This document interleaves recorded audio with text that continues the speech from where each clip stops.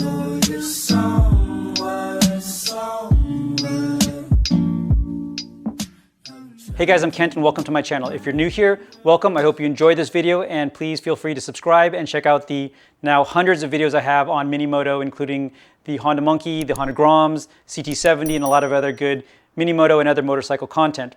For those of you that are subscribed, welcome back, and I've got something cool today. So on my 2019 Monkey that I've turned into a track bike, one of the last things that I wanted to change was the exhaust system. I've been running, and it's kind of warm here, I've been running the Yoshimura RS-3 for about as long as I've had the bike.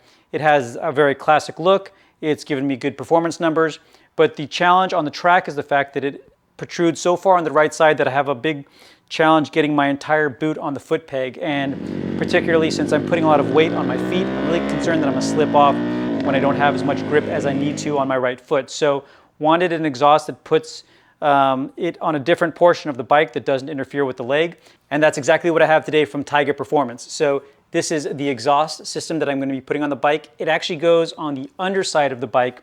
I'm hoping that it's tucked far enough that I can still get a full lean and that the peg will still be the first thing to scrape and not the exhaust system, but we'll find out here in just a little bit. And the system has this really cool bugle-shaped stainless steel header with gorgeous welds, as always, from Tyga Performance.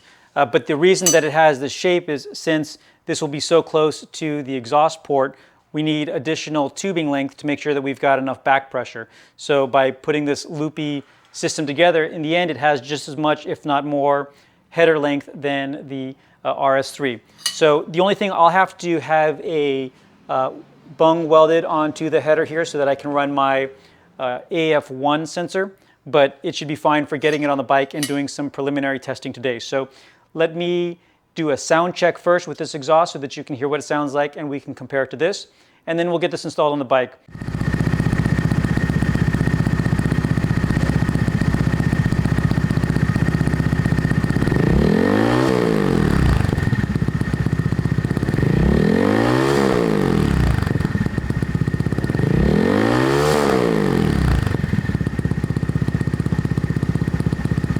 And while I'm here at the back of the bike, I installed a RAM mount on one of the holes underneath the seat here so that I can run my invisible selfie stick for my Insta360 One X2 360 camera to give me that video game third-person perspective. I've tried it a few times around the neighborhood, but really looking forward to getting this perspective on the track.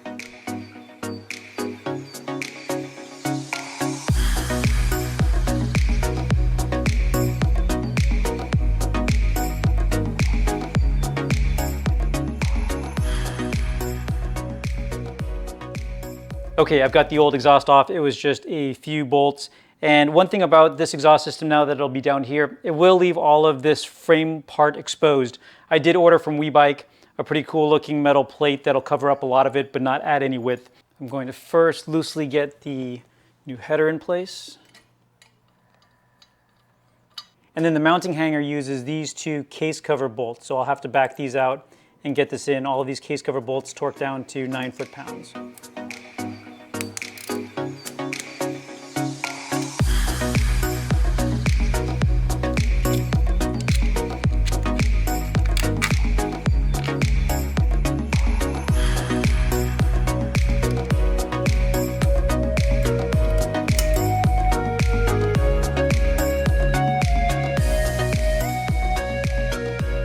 Okay, so one quick go back on how the exhaust mounts to the hanger.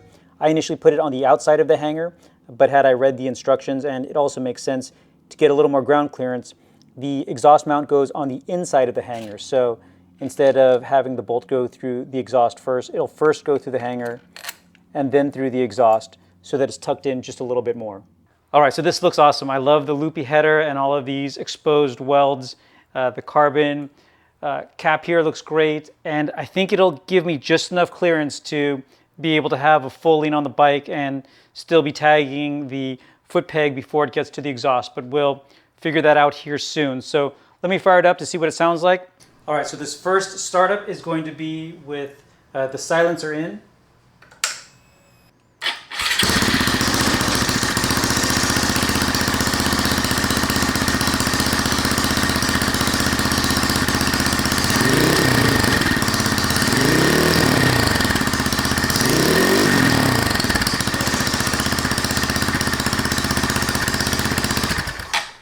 Okay, so that was actually a pretty good sound. If you were going to ride this on the street, that's pretty much the exact sound that I would like to have on a bike. It's loud enough, but not obnoxious. The fact that I'm going to be riding this on the track, though, means I'm going to pull that out because obnoxious is okay.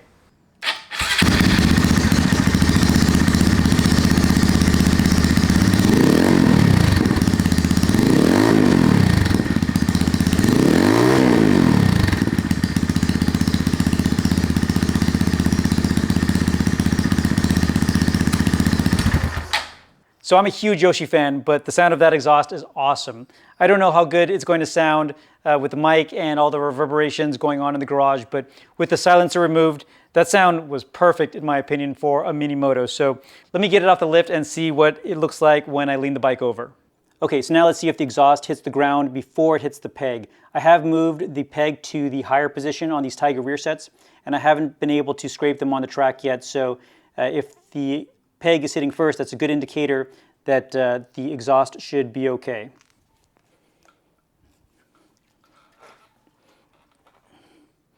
Yeah, and the peg is hitting first. And while I will be putting a little bit of preload on the bike once I'm sitting on it, I am confident that it should be good to go, but we'll see as soon as I get under the track. So a big thank you to Tyga for setting me up with this exhaust. I absolutely love the way that it looks. I love the way that it sounds, and I'm really excited to have the functionality now of not having an exhaust protruding off the side so that I can have my race boot fully on the peg and have more confidence around those corners. Anyway, you'll be seeing this on my channel as I take it to the track, hopefully this weekend. And I'm really happy now with how this is shaped up as a track bike, and I should focus my attention from here on out on riding it. So anyway, thank you everybody very much for watching. Stay tuned for more videos and keep on building.